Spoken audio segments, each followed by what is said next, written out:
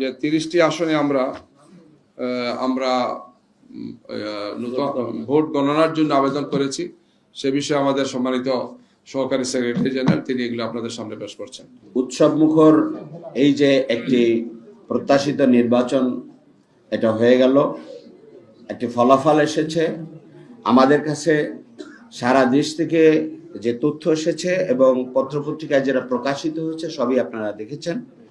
তো আমাদের বক্তব্য যে আরো সুনির্দিষ্টভাবে কোথায় কি হয়েছে তার ভিত্তিতে আমাদের আইনি পদক্ষেপ নেওয়ার যে প্রক্রিয়া আমরা অবলম্বন করেছি, সেক্ষেত্রে 30টি আসন যেখানে 5,000 থেকে 10,000 এই ভোটের ব্যবধানে সেখানে নানা রকম অনিয়ম হয়েছে এবং সমস্যা হয়েছে, সেগুলোর প্রাথমিক একটা তালিকা আমরা আপনাদের সামনে নিয়ে এসেছি এবং যেগুলো স্থানীয় রিটার্নিং অফিসার পর্যায়ে আমাদের পক্ষ থেকে তাৎক্ষণিকভাবে অভিযোগ দায়ের করা হয়েছে।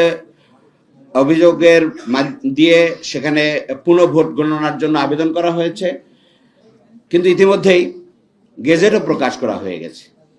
তো এখন আমরা এগুলো নির্বাচন কমিশন পর্যায়ে এবং পরবর্তীতে আইনি যে সমস্ত প্রক্রিয়া আছে সমস্ত প্রক্রিয়াই আমাদের বক্তব্য রেখে আমরা এইখানে আসনগুলো ভোট বা ফলাফল স্থগিত রেখে এবং পুনঃগণনার মধ্য দিয়ে আমরা নতুনভাবে ফলাফল ঘোষণা করার জন্য পদক্ষেপ নেওয়ার জন্য আমরা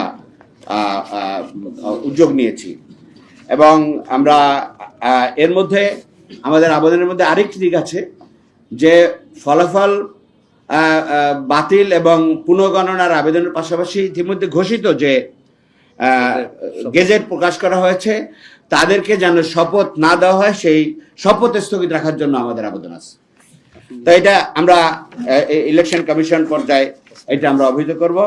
এখানে যে সমস্ত আসনগুলো আমরা এই প্রাথমিক পর্যায়ে এনেছি এবং ভবিষ্যতে আরো অনেক কিছু আসবে, আপনার সামনে আরো একজন মাননীয় কথা বলবেন।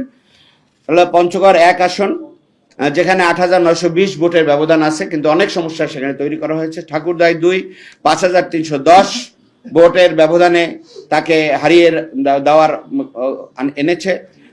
দিনাজপুর 3 4,589, দিনাজপুর 5 4,831 ভোটের ব্যবধানে, লালমনিরহাট 1 9,141, লালমনিরহাট 2 8,191, গাইবান্ধা 4 3,334 ভোট, 3,034 ভোট, বগুড়ায় 2,156 vote, Bogura 3, Sirajganj 1 8,400 vote, Jessore 3 7,894 vote, Khulna 3 8,835 vote, Khulna 5 2,608 vote.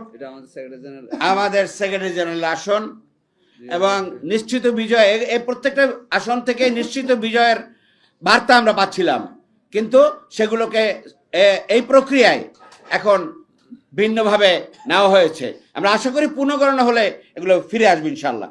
Barguna 1 4,146, Barguna 2 6,413, Jhalakathi 1 6,890, Pirojpur 2 8,288, Mymensingh 1 6,505, Mymensingh 1 রিক্সা, আচ্ছা, Mymensingh 4 8,311, Mymensingh 10 8,214,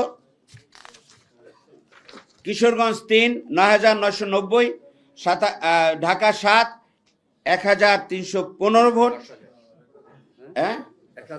1,315 vote, Dhaka 8 5,239 vote, Dhaka 10 2,988 vote, Dhaka 13 2,320 vote, Dhaka 17 4,399 vote, Dhaka 13 জনাব মামুনুল হক সাহেবের রিক্সা মার্কা,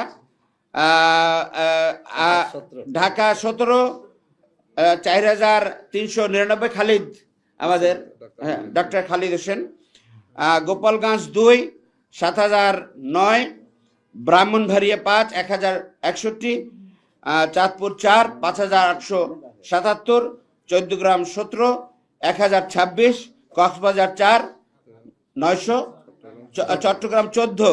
চট্টগ্রাম 14টা হচ্ছে কর্নেল অলি সাহেবের ছেলে, সে 1026 ভোটে, এবং মাঝখানে সে তো প্রায় ঘোষণা হয়ে গেছিল, তারপরে গোসা মাজা করে 1026 ভোট দেখাইয়া ওনাকে পরাজিত ঘোষণা করা হয়েছে।